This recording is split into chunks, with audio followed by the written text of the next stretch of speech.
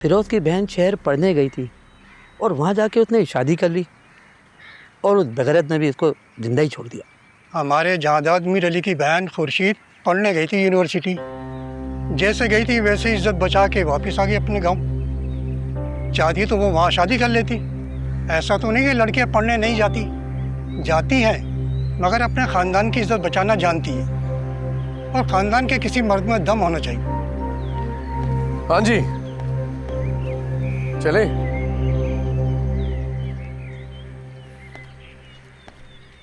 आइए।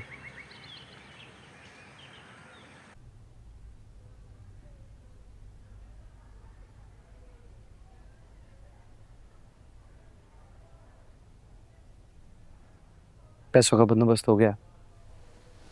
बस जैसे ही मेरे अकाउंट में आते हैं मैं हॉस्पिटल में जमा करवा दूंगा। है? अब बाबा का दिल ठीक हो जाएगा? कोशिश करेंगे पूरी।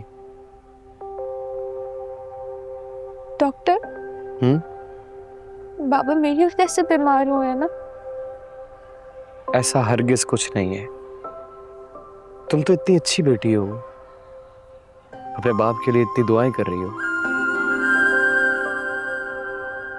वैसे नाम क्या है तुम्हारा? सुंदरी। सुंदरी, कमाल है। जैसा नाम वैसी सूरत। मेरे कहने का मतलब है कि प्यारा है नाम। पता नहीं, बाबा ने रखा है। सुंदरी, ये जो इंसान के नसीब की तकलीफें होती हैं ना, वो कुछ भी कर ले उसकी जिंदगी में आकर ही रहती है। तकदीर बड़ी सख्त चीज है। ये अज़ल से लेके आज तक ना इससे कोई इंसान जीत सका है और ना जीत सकेगा। दुख, दर्द, आजमाइश, जब तक ये जिंदगी चलती रहती है ना, ये सब भी साथ साथ ही चलते हैं। तो फिर खुशी और सुख साथ साथ क्यों नहीं चलते?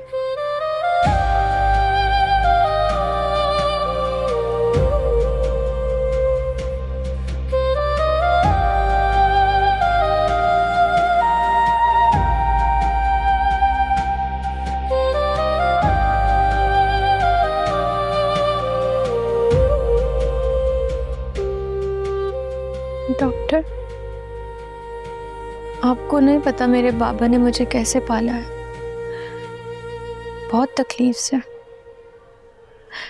उनके हाथ जल जाते थे मेरे लिए खाना बनाते हुए।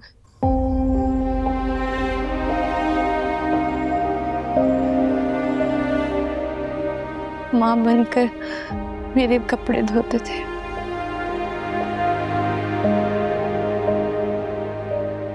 जब अम्मा के बारे में पूछती थी ना, तो करतब दिखा के ध्यान बटाते थे।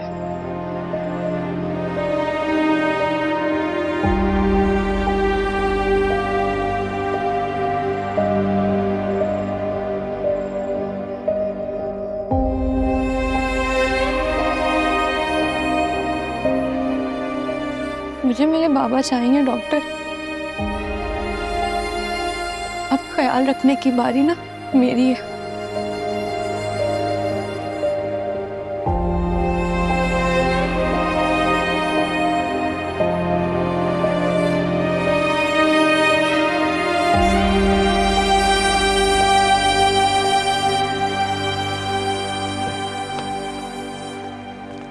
सरकार,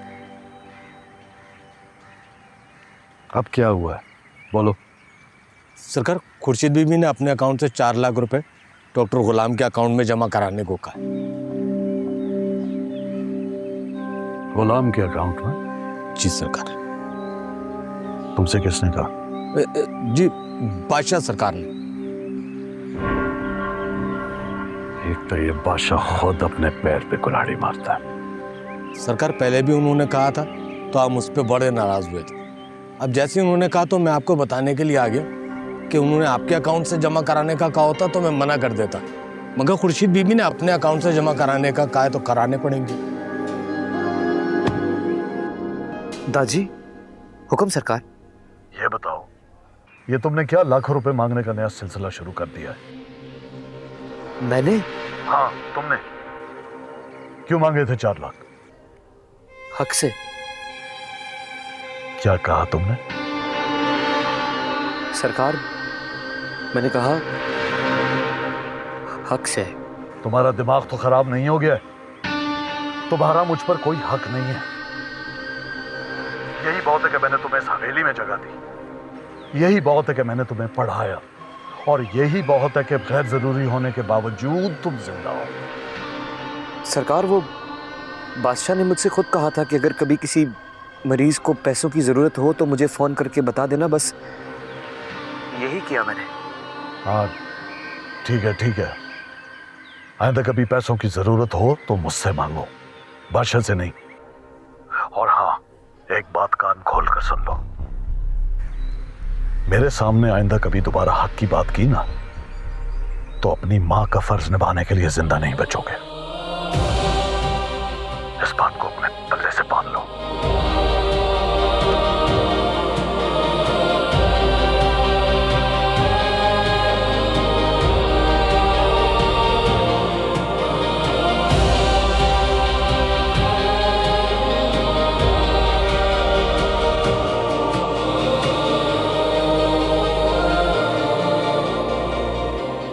क्यों माँ?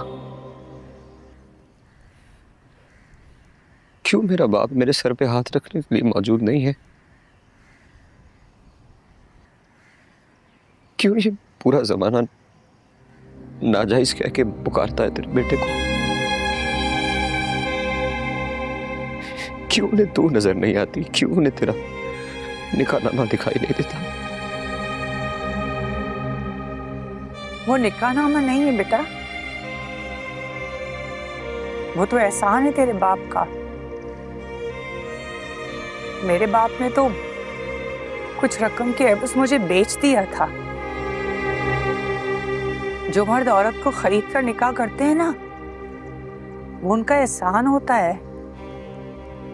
तेरे बाप का एहसान था बेटा मेरे पे। अम्मा, खुदा की कसम बहुत दिल करता है मेरा, जब मैं जायदाद को यूं सामने देखता हूं ना, मेरा दिल करता है मैं यूं गले लगा लूं उन्हें।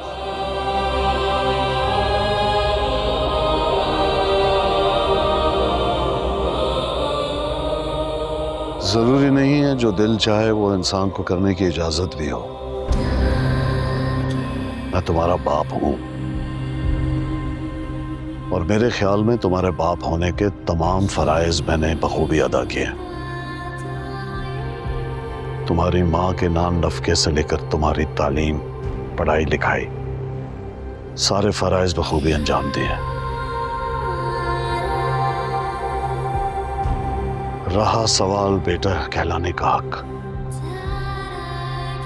तो एक कम जात औरत से हुए बेटे को यह हक नहीं दिया जा सकता, क्योंकि यह हक देने के लिए माँ और बाप का हसब नसब देखा जाता है।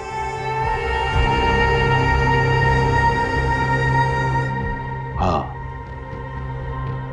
मैं यहाँ ये कहने आया था कि आजकल बादशाह को धमकियों के मैसेजेस मिल रहे हैं। जब तक इलेक्शन खत्म ना हो जाए तुम साए की तरह उसकी निगरानी करोगे, क्योंकि मुझे यकीन है कि अगर कोई बुरा वक्त आया तो तुम अपनी जान की कुर्बानी देने से भी दलेर नहीं करोगे। Am I clear? जो हुक्म आपका।